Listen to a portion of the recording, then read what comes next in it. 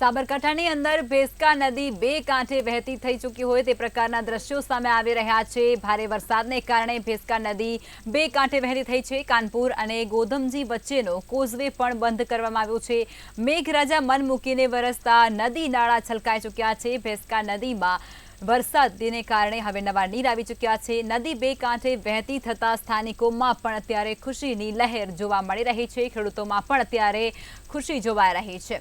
સાબરકાંઠાની અંદર મેઘમહેર યથાવત રહી અને જેની અંદર ભેંસકા નદી છે તે બે કાંઠે વહેતી થઈ છે। મેઘરાજા મન મૂકીને વરસતા નદી નાળા છે સાબરકાંઠાના તે અત્યારે છલકાઈ રહ્યા છે। ભેંસકા નદીમાં નવા નીરનું આગમન થઈ ચૂક્યું છે।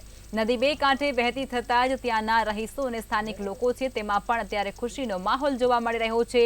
કોઝવે પરથી પાણી પસાર થતાં તેને બંધ કરવો પડ્યો, જેમ કે કાનપુર અને ગોધમજી વચ્ચેનો જે કોઝવે છે તેને બંધ કરવામાં આવ્યો છે। વરસાદી પાણી ત્યાં ફરી વળતા તેને બંધ કરવામાં આવ્યો છે। નદીમાં નવા નીર આવ્યા છે।